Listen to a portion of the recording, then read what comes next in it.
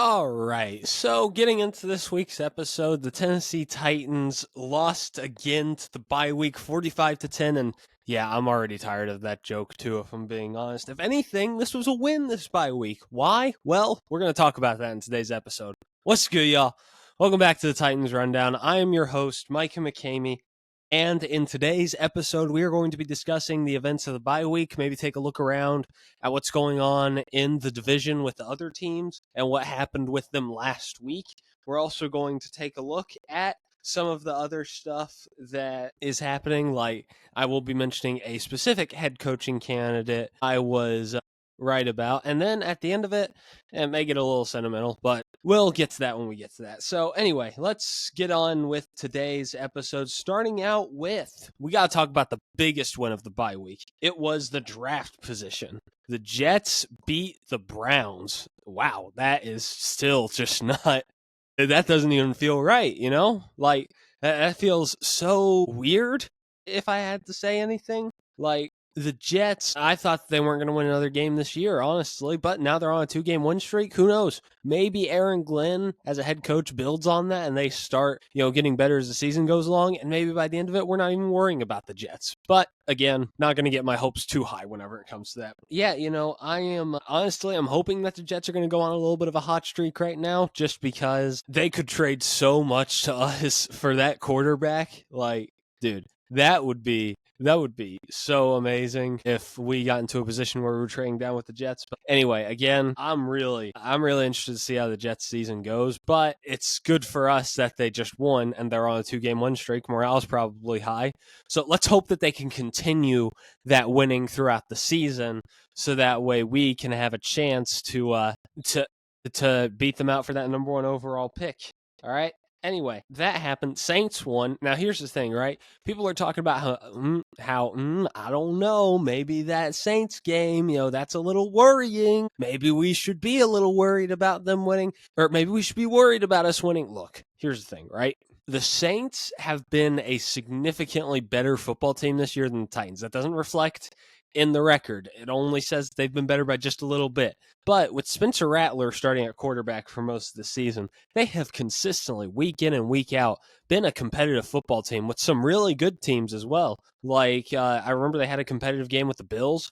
They've had competitive games with a lot of other teams, and they beat the Giants, who, okay, granted, aren't really that good, but Jackson Dart does have the chance to just explode on any given Sunday.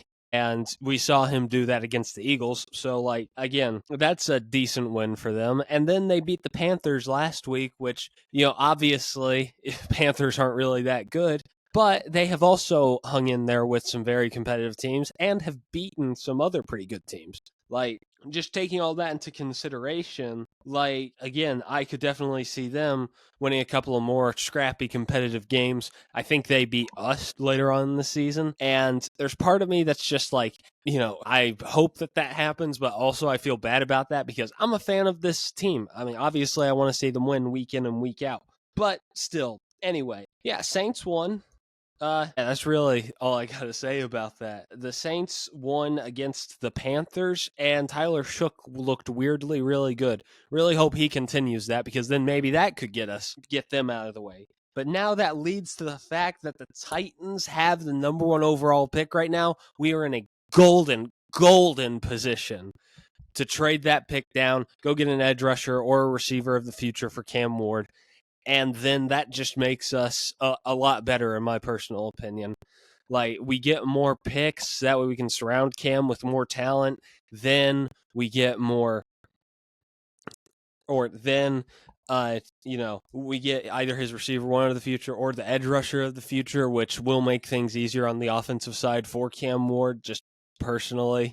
But anyway, dude, I'm so excited. I'm so excited for draft season because I'm really praying that we get the first overall pick and that we immediately trade it. But anyway, yeah, my only message, do not screw this up. Look, I don't want Mike McCoy messing around and getting some random win against the Chiefs or the Jags or whoever is on our schedule. Or the Niners. I do not want him messing around and getting one of those really weird wins. You know what I'm talking about? So I am hoping, at the very least, that we can see, again, that we can just see us either lose out or maybe we win one or two more games. I think that would be fine for Cam's development. But we win just a little less than we need to. So that way, these other teams, they slide by. Like, hopefully, Jets and Saints win one or two more games, which then that gives us a lot of breathing room if that happens. And yeah, I mean, really hoping for that number one overall pick overall. But anyway, yeah, draft position took some very nice steps, some quality steps this week. And yeah, I'm just really happy about that. Now, let's take a look around the division a little bit, okay? The division is kind of interesting this year. Jags played the Texans on Sunday, and it was a very competitive game. I mean, the Jags were pretty solidly ahead for most of it, but then Davis Mills just decided to become rookie Davis Mills, the one that we thought he was going to be in his second year in the league. Y'all are going to act like y'all don't remember that, but everybody knows that Davis Mills had a fan club going into his second season that he was going to be a beast that second year, but then it just ended up not happening. Again, people don't remember mostly, but hey, I do. So anyway, but Davis Mills decided to go back to his rookie form, and they beat the Jags 31-29, I believe. Really competitive game, really interesting to see. And this game gave me hope because it makes me think, hey, maybe we could get competitive with these teams. Like, look, first time around with the Texans, team was deflated. Callahan wasn't getting the job done as the head coach, and Cam Ward was honestly worse than he is now. Like, look, I think Cam Ward has taken steps over the season. He's still not great, or heck, I don't even know if I'd consider him good, but he has made steps since that performance. And, well, the Texans, even though they've been a little bit better, they still haven't been great. So, whenever you take a look at that, I think that we keep it competitive with the Texans the second time around. Coming off of the bye at home, I know that doesn't mean much right now, but still at home. Actually, specific thing. Oh, wait, hold on. I'll leave that for later whenever I talk about the game itself. But anyway, again, the Colts are levels above everybody, and we don't play them the rest of the year, so I'm not really going to focus on that. The Jags, that's another team that I think we could be competitive with. I mean, we were really worried about them whenever they beat the Chiefs on prime time, and they were like 4-2, 6 weeks through the season. But as time has gone on, we started to realize maybe they were a little fraudulent. Like, it's not like they were, terrible or anything. They're still a decent enough team, but it's not like they were all that good. Just personally, and not good looks for Trevor Lawrence. I would not be shocked. That's a sleeper team right there. If they end up in like the top 15, that's a sleeper team to trade up for a quarterback, in my opinion. Just with the body language that Liam Cohen presents on the sideline looking at Trevor Lawrence, and apparently James Gladstone hinted at something. I mean, that's just a rumor. I'm not too sure about that. But, like, I would not be shocked if they were one of the teams that you hear, like, Shefty reporting, like, this team, don't sleep on this team to trade up to number one. Or if they're saying a particular AFC South team is trying to trade up to the first overall pick. Do not be shocked if the Jags want to trade up.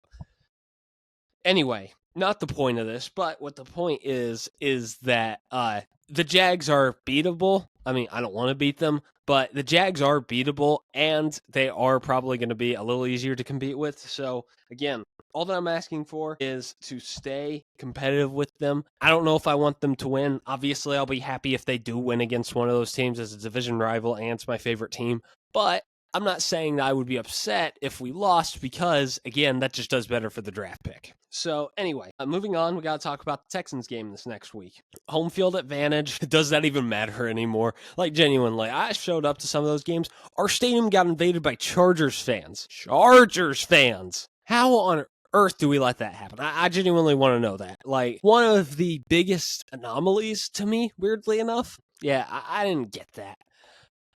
But anyway, still, again, not 100% about a win, but as long as we keep it competitive and Cam and the Youth looks good, like, that's a good band name, Cam and the Youth. Cam Ward, he makes decisive, solid throws. It doesn't have to be the flashiest stat line. If it's like a game manager stat line, I'll be happy with it.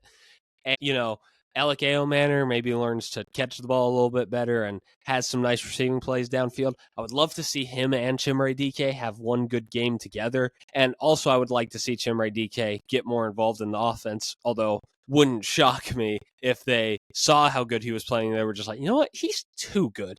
And they decided to stop playing him a little bit because they still want to tank. But anyway, obviously, I'm throwing some shade there. But anyway, I would also love to see Kevin Winston get some good reps in at safety. Marcus Harris at defensive back, that's something that I'm interested in. I want to see the youth of this team show up. And that's not just rookies, that's sophomores as well. Cedric Gray continued to look great.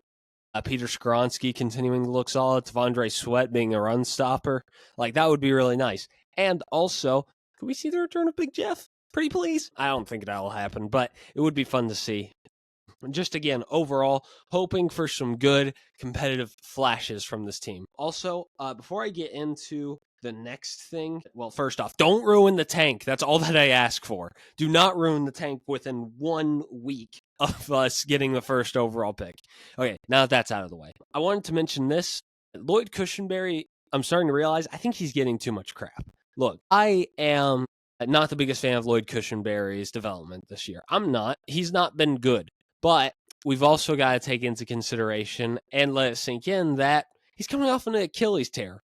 An Achilles tear, it usually takes 1 full year for you to be back, but then it takes another full year to be like back. You know what I mean? Like back in the physical form that you were before that. It was like how Skoronski 2 years ago had that surgery where he basically lost a lot of weight and he looked a lot worse in his rookie year than he did any other year of his career. And that's what led to his bad production in year 1. And now he's one of the better guards in the NFL, if I had to say. He's definitely one of the most underrated guards in the NFL. I stand by that. But anyway, yeah, I just wanted to defend Lloyd Cushenberry. Like, look, if he's looking this bad this time next year, then 100% pull the plug on him. He needs to leave. But as it stands right now, I'm not going to just completely dump the dude because of his down year after an Achilles tear. Heck, he should be coming back like right now. Like that's a miracle in of itself.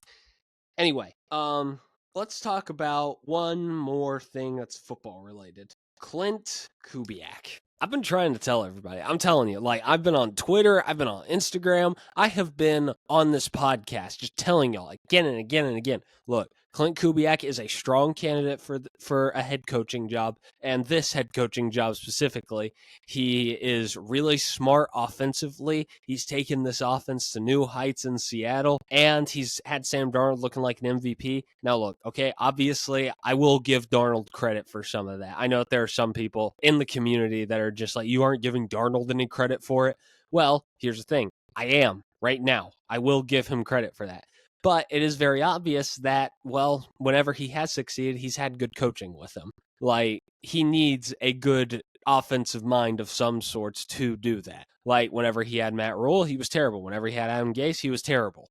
Whenever he had Kevin O'Connell, he was great. Whenever he had Klint Kubiak, he was great.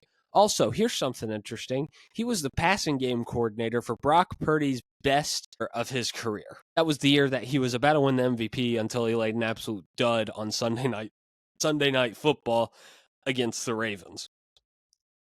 So, again, I really like Klint Kubiak. Obviously, I'm not going to brag on too much, but, runs that West Coast style. To me, personally, it is one of the most timeless offenses in the NFL. It's something that a team can run for 15 years, and it'll still be effective within those 15 years, and it'll be effective until said head coach rides off into the sunset. Like, I think that is a great system for a head coach to have. And he has a lot of similarities to Kyle Shanahan.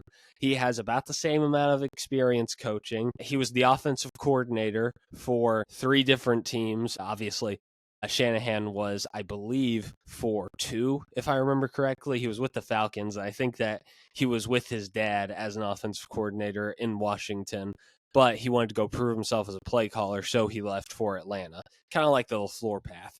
But again, Klint Kubiak, he was the offensive coordinator in Minnesota. He was good there but he wasn't getting, again, enough recognition for it. So he left for New Orleans. He actually did pretty well in New Orleans, in my personal opinion. It's why I was so high on him early in the season, because I felt like that he did the best with what he could, and I felt like it was unfair to blame the offense on him. Like, the things that he could control were great. Alvin Kamara looked like his old self that year, and Derek Carr was looking like a beast until he got hurt, right? And now he's gone to Seattle, and, well, he's Jackson Smith-Njigba is one of the best receivers in the NFL right now. Sam Darnold looks great. The offensive line is completely revamped. And again, he's been doing all of this with just those two and a good offensive line. The run game hasn't been that great. And again, I know some people try and blame that on him, but and I'm not going to say he's completely innocent of that, obviously, but we've seen his run game work before. It's just that it doesn't work with those running backs because, honestly, I don't think Kenneth Walker or Zach Charbonnet are that good. Just that's a personal thing. So imagine if we got him, we keep Cam Ward, bring in Breece Hall as a free agent, then we go get a receiver one in the draft, and, with the magic that he has, turns around this O-line within the offseason. That's his offense right there. Like, that's it. He's got a receiver that he can feed almost every single play. He's got a quarterback that he can develop by himself. He's got a running back that's very solid. And then there's your offense right there. Like, I think that he can work with that. But anyway, again, I wouldn't be mad about him as a head coach. It really depends on who he brings in as defensive coordinator. But my gosh, I've never felt so solid about being so right about somebody picking up head coaching vacancy. And I just wanted to put it out there that I told y'all that he was going to be a prime candidate in a couple of months, and that he was a great candidate on the market that the Titans should consider.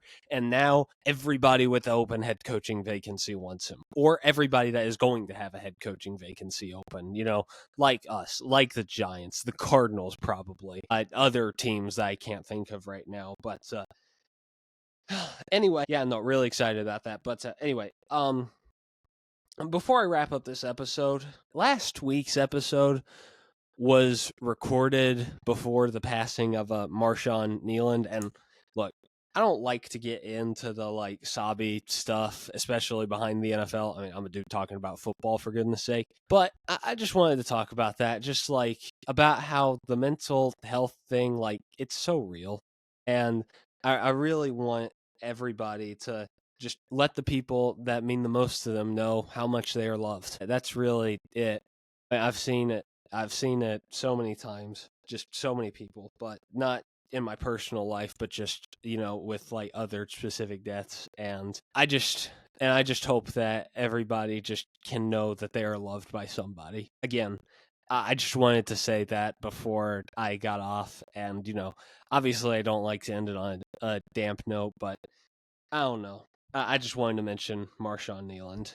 Anyway, that's going to do it all for me. I have Instagram and Twitter under the Titans Rundown if you want to go check those out. And listeners over Thunder Radio and podcast listeners alike, I have a YouTube channel where you can see my face, you can see me, and you can also see my short form content. So yeah, that's going to do it all for me. This has been a rundown of your Tennessee Titans. I love y'all, and Tighten up.